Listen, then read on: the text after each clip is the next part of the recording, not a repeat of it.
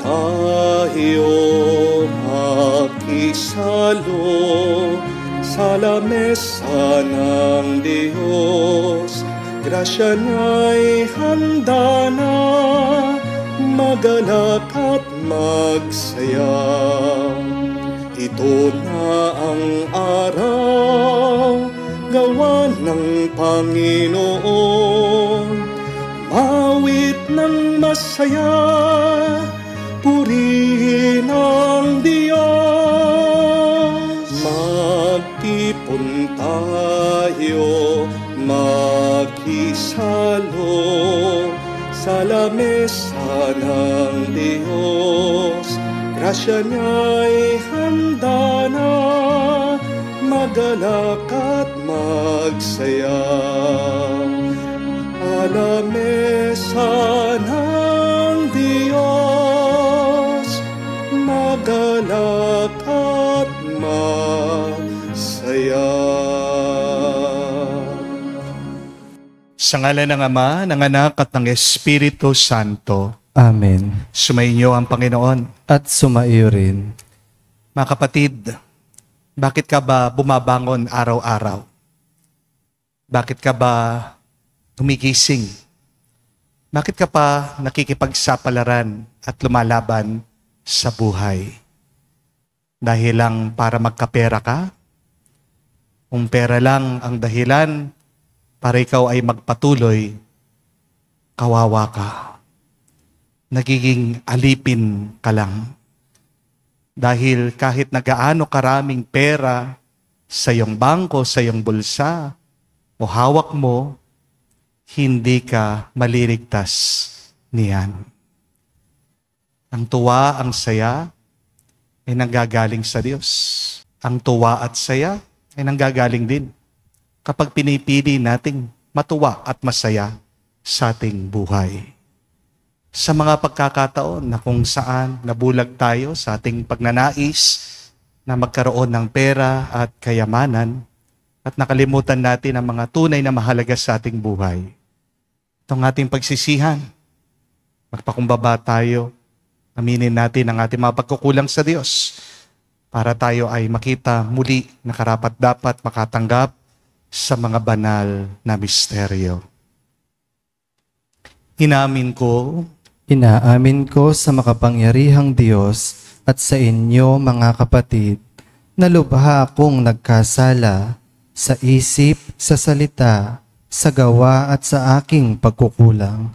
Kaya isinasamo ko sa mahal na Birheng Maria, sa lahat ng mga anghel at mga banal, at sa inyo mga kapatid, na ako'y ipanalangin sa Panginoong ating Diyos.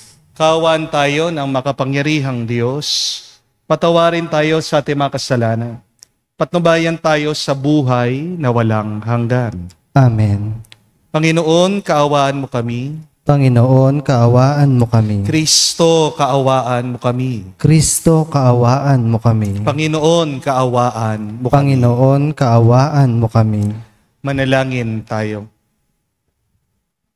Ama naming makapangyarihan, lingid sa aming paningin ang mga inihanda mo para sa mga nagmamahal sa iyo. Padaluyin mo sana sa amin ang agos ng iyong pag-ibig, upang sa pagmamahal namin sa iyo ng higit, makamtan namin ang iyong mga pangakong di malirit, na hindi pa sumasagi sa isip namin o panaginip. Niluluhog namin ito sa pamagitan ni Jesucristo, kasama ng Espiritu Santo magpa sa walang hanggan. Amen.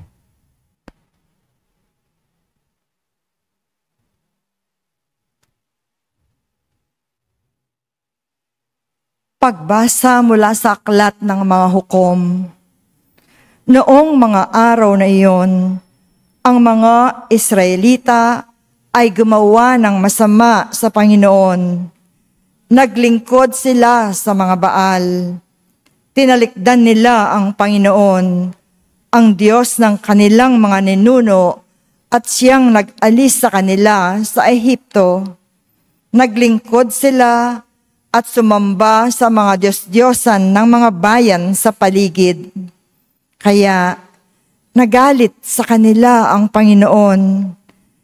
Tinalikdan nga nila ang Panginoon at naglingkod sa mga Baal at kay Astaroth. Dahil dito, nagalit ang Panginoon sa Israel, kaya sila'y pinabayaan niyang malupig ng kaaway at samsaman ng ari-arian. Tuwing sila'y makikipagdigma, ipinalulupig sila ng Panginoon tulad ng kanyang sumpa. Ano pat wala silang kapanatagan. Ang Israel ay binigyan ng Panginoon ng mga hukom upang magtanggol sa kanila. Ngunit hindi nila pinakinggan ang mga ito. Tinalikdan nila ang Panginoon at naglingkod sa mga Diyos-Diyosan. Lahat ng hukom na inilagay ng Panginoon ay tinulungan niya upang iligtas sila sa kanilang mga kaaway. Nababagbag ang kanyang kalooban dahil sa kanilang mga daing, bunga ng hirap na dinaranas nila. Ngunit pagkamatay ng hukom na inilagay niya, ang mga Israelita ay nagbabalik sa pagsamba sa mga Diyos-Diyosan. Higit pa sa kasamaan ng kanilang mga ninuno ang kanilang ginagawa. Hindi nila maiwan ang kanilang kasamaan. Ang salita ng Diyos. Salamat sa Diyos. Panginoong masintahin, ang bayan mo'y gunitain. Panginoong masintahin, ang bayan mo'y gunitain. Di nila nilipol yaong mga taong naroon sa Kanaan, bagamat at ito'y iniutos ng Diyos na dapat gampanan. Sa halip na sundin ang utos ng Diyos, bagkus nakisama at maling gawain ng mga pagano ang sinunod nila. Panginoong masintahin, ang bayan mo'y gunitain. Ang Diyos-Diyosan ang sinamba nila at pinaglingkuran. Sa ginawang ito, sila ang nagkamit ng kaparusahan. Pati anak nilang babae at lalaki inihaing lubos. Sa Diyos-Diyosan, mga batang ito ay dinalang handog. Panginoong masintahin, ang bayan mo'y gunitain. Ang sarili nila yaong nadungisan sa gayong ginawa. Sa Panginoong Diyos, sila ay nagtaksil at pawang sa mama. Itong Panginooy nagpuyos ang galit sa mga hinirang. Siya ay nagdamdam sa ginawa nilang pawang kataksilan. Panginoong masintahin, ang bayan mo'y gunitain. Hindi namiminsan, marami ng beses iniligtas sila. Naghimagsik pa rin, kaya naman sila'y lalong nagkasala. Gayunman, hindi rin siya tiniis pag nananambitan. Dirinig niya't sa taglay na hirap, kinahahabagan. Panginoong masintahin, ang bayan mo'y gunitain.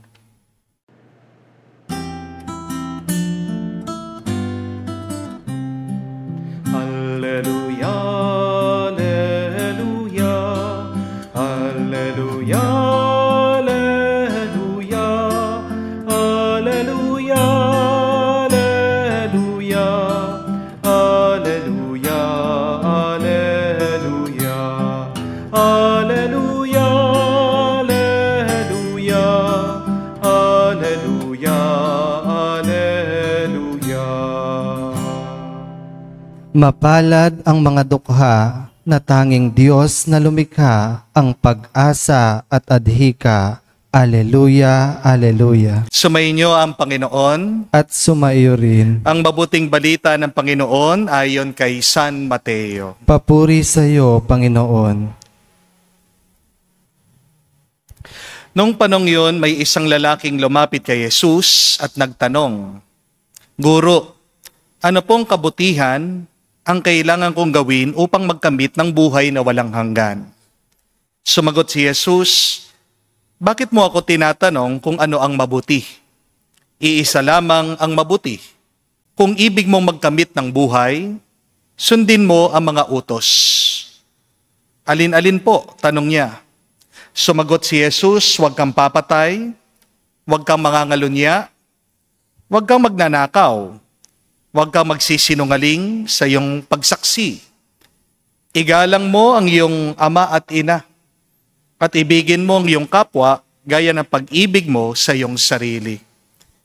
Sinabi ng binata, tinupad ko na po lahat ng yan. Ano pa po ang dapat kong gawin? Kung ibig mong maging ganap, humayo ka, ipagbili mo ang iyong ari-arian, at ipamahagi sa mga dukha ang pinagbilhan.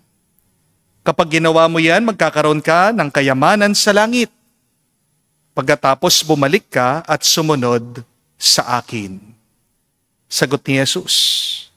Pagkarinig nito, malungkot na umalis ang binata sapagkat siya'y napakayaman. Mga kapatid, ang mabuting balita ng ating Panginoon. Pinupuri ka namin, Panginoong Hesukristo. Magandang araw po muli sa inyong lahat. Dalawang bagay ang makakapagpalitaw ng tunay nating pagkatao.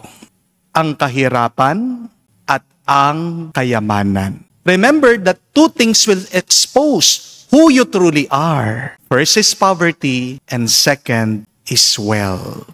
Kung tamad ka nung ikaw ay mahirap, magiging mas tamad ka kapag yumaman ka. Kung mabait ka habang ikaw ay mahirap at walang-wala, magiging mas mapagbigay at mabait ka kapag yumaman ka na.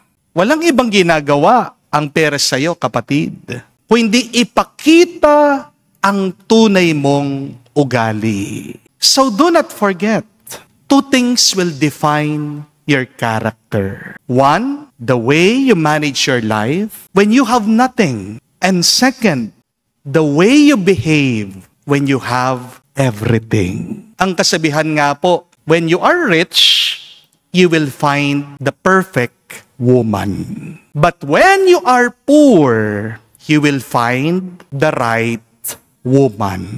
Ang babaeng lalapit sa'yo, ang babaeng maganda, sexy, siya nang lalapit sa'yo kung mayaman ka. Practical na daw po ang maraming babae ngayon. Kahit na pangit ang lalaki, basta't may pera siya, sasama na siya. Di po ba? Hindi ko po sinasabi lahat ng babae ganyan. Ang sinasabi ko, maraming babae ang ganyan. Ang tanong, isa ka ba dun sa mga babaeng ganon? Pero marami pa rin ang mga mabubuting babae. Dahil kahit na walang pera ang lalaki, dahil mahal nila siya, hindi nila ito iiwan. Basta't wag lang siyang sasaktan. Di po ba? Di bali ng mahirap, basta't nagmamahalan. Amen? Ang tawag po sa babaeng magiging tapat, mamahalin ka, kahit na walang-wala ka, ay ang right woman. Magandang itanong ito. Sino ba ako? Ano ba ang nagiging ugali ko pagdating sa paghawak ko sa pera? Tignan mo, kapatid, ang iyong relationship sa kayamanan. Makikilala mo talaga kung sino ka.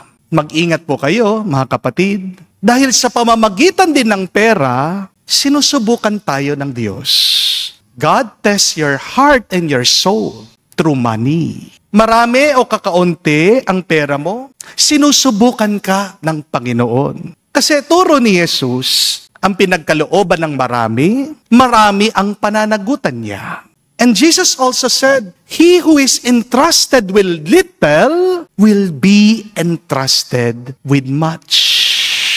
Kahit na marami o kakaunti ang iyong pera, diyan lilitaw at lilitaw ang tunay mong pagkatao. Kung hindi nakakapit ang puso mo sa pera, maliligtas ka. Dahil ang puso na malaya sa pagnanais sa pera ay magaan, ay payapa. Pero kung pinagpapalit mo ang Diyos para lang sa kayamanan, may naghihintay na malagim na lugar para sa iyo. Sa Ebanghelyo, umalis daw itong lalaki na malungkot dahil marami daw siyang pera. Hindi niya magawa yung inuutos ng ating Panginoong Jesucristo sa kanya. Nakita niyo yon? Pagkadami-dami man ng kayamanan, hindi pa rin masaya at payapa ang binatang ito.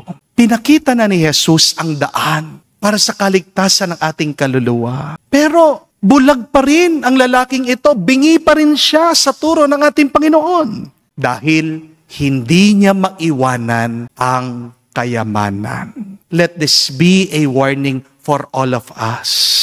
Don't be possessed by your possessions. Pera ba ang hawak mo o ang pera na ang humahawak sa iyo? Also be reminded, my dear friends, do not ever equate your worth with your net worth.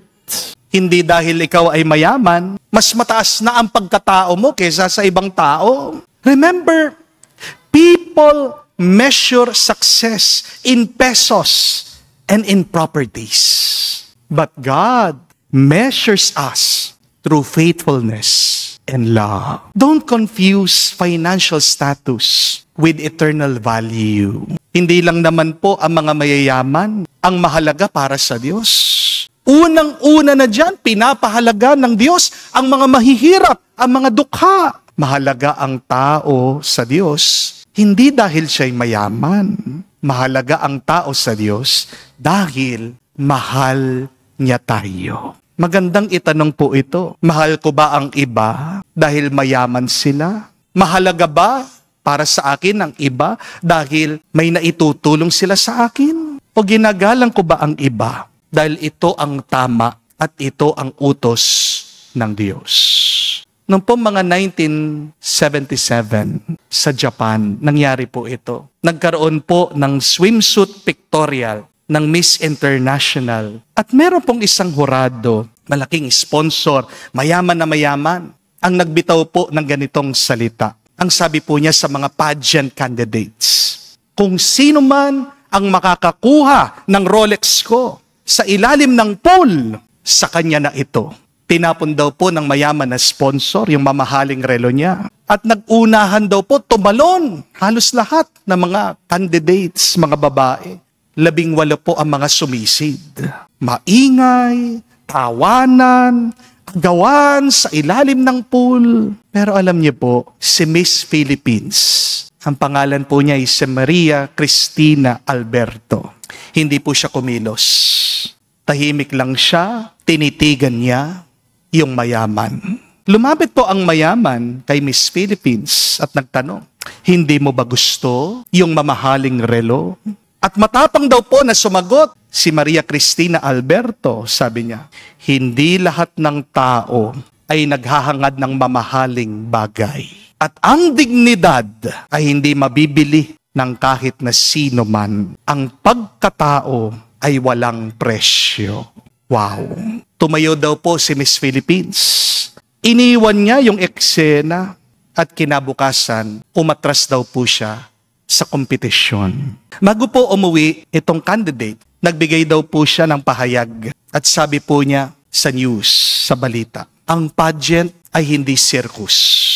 Hindi ako nanatili sa patimpalak na niyuyurakan, na tinatapakan ang dangal ng mga kababaihan. Mas pipiliin ko ang katotohanan kesa sa korona. At umalis daw po siya, walang titulo sa entablado, pero may dala-dala po siyang napakahalaga. Ang kanyang dignidad, ang kanyang paninindigan. My dear friends, your desire for money is a disease. Nakakasira ng ulo. Ang pagnanais mo lang palaging magkaroon ng pera. Desire for money will blind you to what is truly important in life. And the desire for money is your stumbling block. Why you will not be saved in God's time. Opo, kailangan natin ng pera, pero baka makalimutan natin, mas kailangan mo ang Diyos. Kung wala ang Diyos, walang kayamanan. Kung wala ang Panginoon, wala ka din dito sa mundo. Kapatid, Huwag mong pagpapalit ang dangal at kaluluwa mo para lang sa pera. Dahil ang pera, pwede mong kitain. Pwede ka pa nga humingi, ay magbibigay sa'yo kahit na magkano. Pero ang dangal at ang kaluluwa, kapag nawala na, wala na talaga. Magdasal po tayo, mga kapatid. Huwag nating kalimutan ang pinakamahalaga sa ating buhay. Ang unahin natin ang Diyos at ang Kanyang kaharian. Dahil hindi lang ibibigay ng Diyos sa iyo ang hinahangad ng iyong puso, higit pa sa inaasahan mo, ang tatanggapin mo sa Kanya. Siksik, liglig, at umaapaw. Amen. Tumayo po tayo.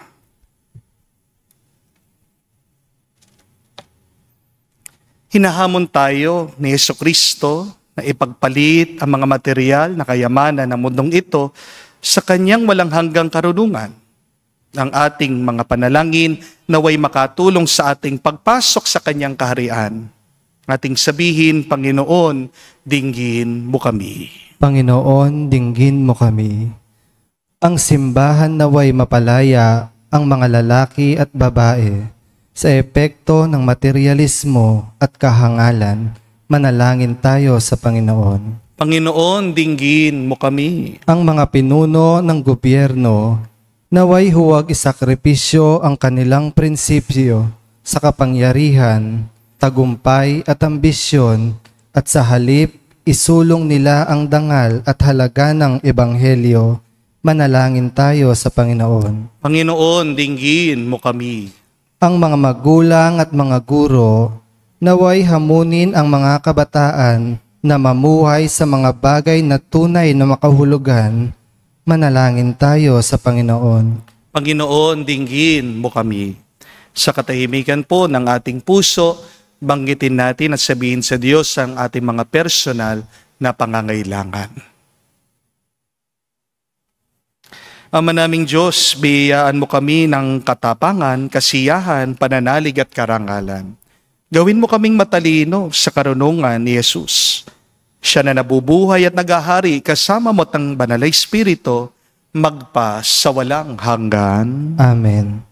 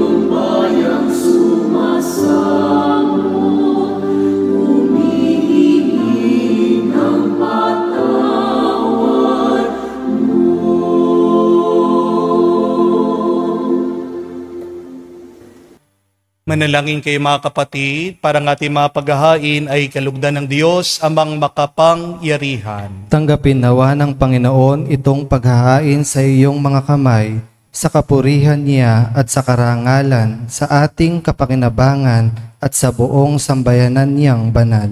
Ama naming lumikha, tanggapin mo ang mga alay upang maganap ang pagpapalitan ng iyong kaloob at ng aming handog.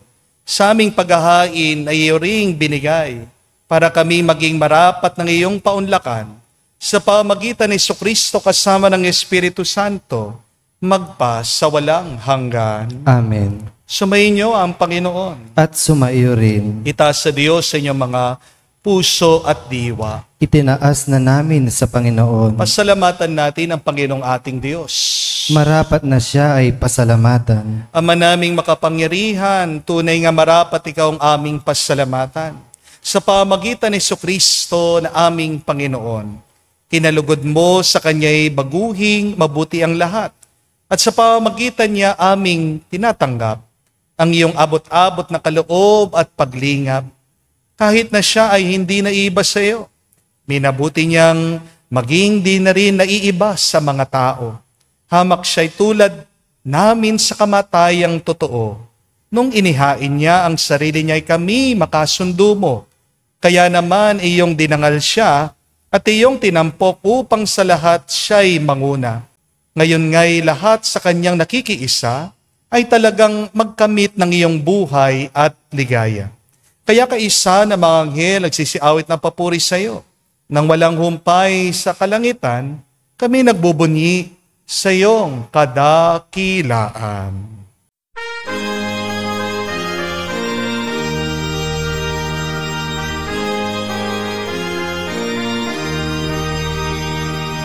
Santo, Santo, Santo, Panginoong Diyos ng mga hukbo. Napupuno ang langit at lupa ng kadakilaan mo. Hosana sa kaitasan, pinagpalang na Panginoon sa ngalan ng Panginoon. Hosana sa kaitasan, Hosana sa kaitasan. Ama naming banal, ikaw ang bukal ng tanang kabanalan.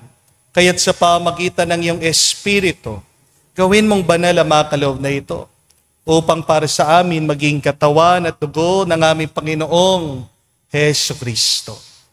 Bago niya pinagtiis ang kusang loob na maging handog, hinawakan niyang tinapay, pinasalamatan kanya. Pinaghati-hati niya iyon, inabot sa kanya malagad at sinabi, "Tanggapin ninyong lahat ito at kanin. Ito ang aking katawan na ihahandog para sa inyo."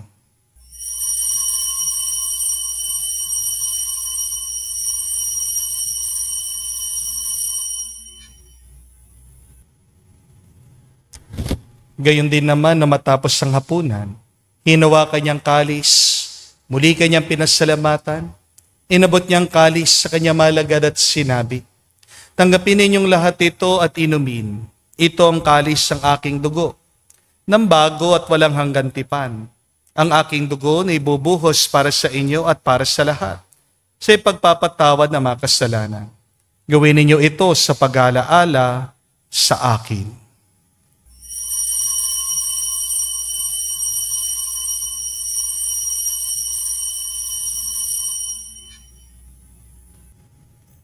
Ang misteryo ng pananampalataya.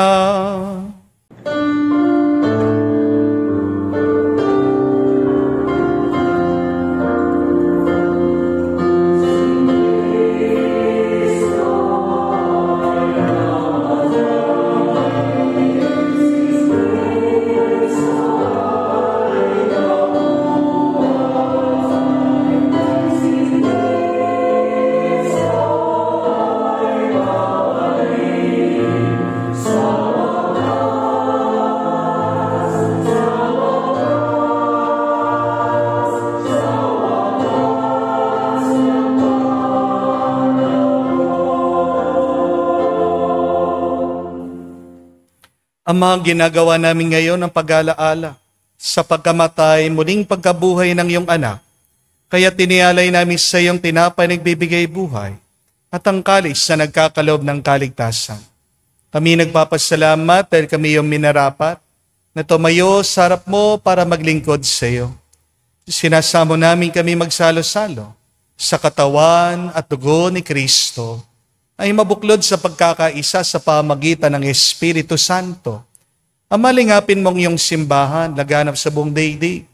Puspusin mo kami sa pag-ibig. Kaisa ni Leon, ang aming Santo Papa, si Florentino, aming arsobispo, at ng Tanang Kaparian. Alalahanin mo rin ang aming mga kapatid na nahimlay may pag-asang sila'y muling mabubuhay. Gayon din naman lahat ng mga pumanaw. Kawan mo't sila't patuloyin sa iyong kaliwanagan. Kawan mo't pagindapatin kaming lahat na makasalo sa iyong buhay na walang wakas. Kaisa na mahal na Birhen Maria, Ina ng Diyos. Kaisa ni San Jose, ang kanyang malwalhating esposo. Kaisa na mga apostol, lahat ng mga banal, na namuhay dito sa daigdig na kalugod-lugod sa iyo. May pagdiwang nawa namin ang pagpupuri sa ikararangal mo sa pamagitan ng iyong anak, aming Panginoong Hesukristo. Sa pamamagitan ni Kristo, kasama niya at sa Kanya, ang lahat ng parangal at papuri ay sa iyo, Diyos Ama, makapangyarihan, kasama ng Espiritu Santo, magpasawalang hanggan.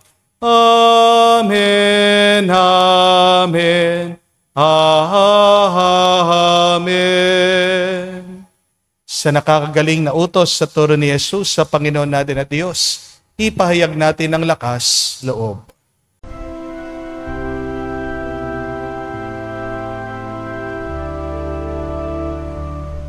Ama namin, sumasalangit ka, sambahin ang ngalan mo, mapasa amin ang kaharian mo, sundin ang loob mo dito sa lupa, para nang sa langit. Bigyan mo kami ngayon ng aming kakanin sa araw-araw, at patawarin mo kami sa aming mga sala, para nang magpapatawad namin sa nagkakasala sa amin. At huwag mo kaming ipahintulot sa tukso, at iadya mo kami sa lahat ng masama. Hinihilin namin kabiyadya sa lahat ng masama, pagkalooban ng kapayapaan araw-araw, ligtas sa kasalanan, ilayo sa lahat ng kapamakan, samantalang aming pinanabikan ang dakilang araw ng pagpapahayag ng tagapagligtas naming si Hesukristo. Sapagkat iyo ang kaharian at ang kapangyarihan at ang kapurihan magpakailanman. Amen. Panginoong Hesukristo, sinabi mo sa mga apostol, kapayapaan ang iniwang ko sa inyo. Ang aking kapayapaan binibigay ko sa inyo. Tungayan mo ang aming pananampalataya at huwag ang aming pagkakasala. Pagkalooban mo kami ng kapayapaan at pagkakaisa ayon sa iyong kalooban. Kasama ng Espiritu Santo, magpa sa walang hanggan. Amen. Kapayapaan ng Panginoon ay laging sumainyo. At sumaiyo rin. Magbigayan po tayo ng kapayapaan sa bawat isa. Peace with you po. Kapayapaan po sa inyong lahat. Kordero ng Diyos na nag-aalis ng mga kasalanan ng sanlibutan, maawa ka sa amin, maawa ka sa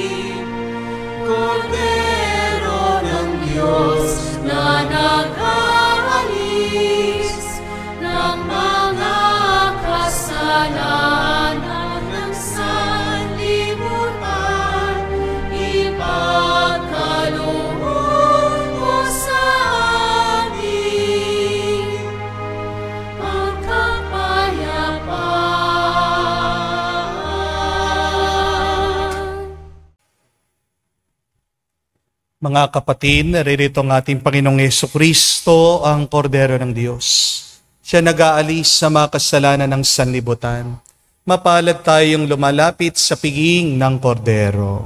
Panginoon, hindi ako karapat-dapat na magpatuloy sa iyo, ngunit sa isang salita mo lamang ay gagaling na ako.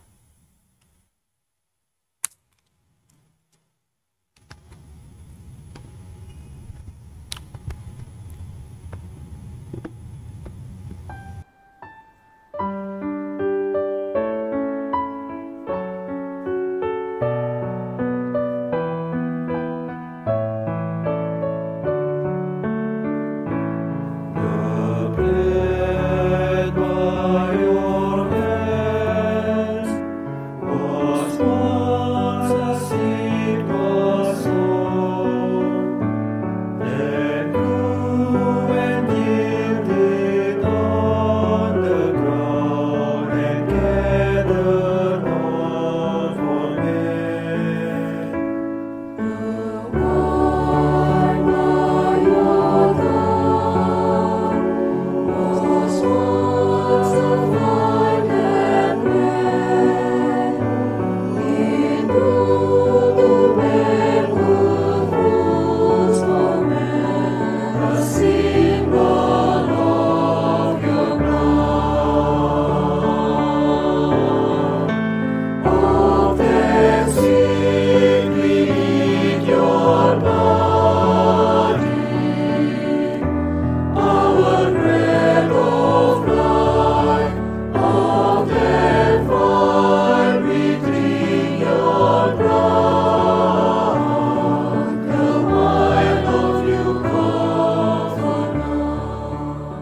Manalangin tayo.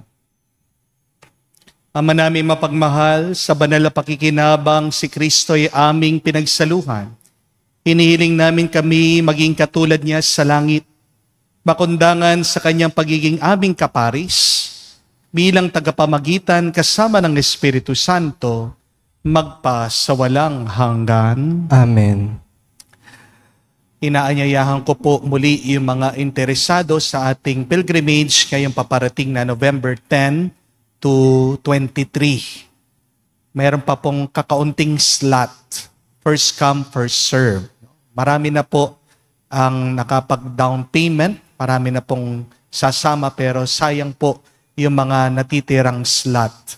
Kung kayo po ay interesado pa rin, please contact po yung mga number na pina-flash namin habang tayo nagko-communion. So, pinagdarasal ko po na isa po sa inyo ay mapalad na makakasama ko sa Roma, doon po sa Europe ngayong paparating na Nobyembre. Maraming salamat po sa mga nag-deposit na, sa mga interesado. Nag-uumpisa na po ang pagbabiometrics sa embassy. So kita-kita po tayo sa ating orientation. At ang deadline po natin sa mga gusto pang sumama, mahigit na 15 days na lang po ay hanggang August 30. So kung meron po kayong kakilala, final call na lang po ito dahil magsasara na po ang Jubilee. Sayang po itong invitation na makasama kayo doon. This is a once-in-a-lifetime opportunity. Huwag niyo pong isipin yung gastos. Pagdasal niyo. God will provide. Amen? So my dear friends, remember that money reveals your true character. But so also poverty. Sino ka ba talaga? Pansinin mo ngayong pagkatao, pag wala kang pera, o ngayong meron kang pera. Ikaw ba ay tapat?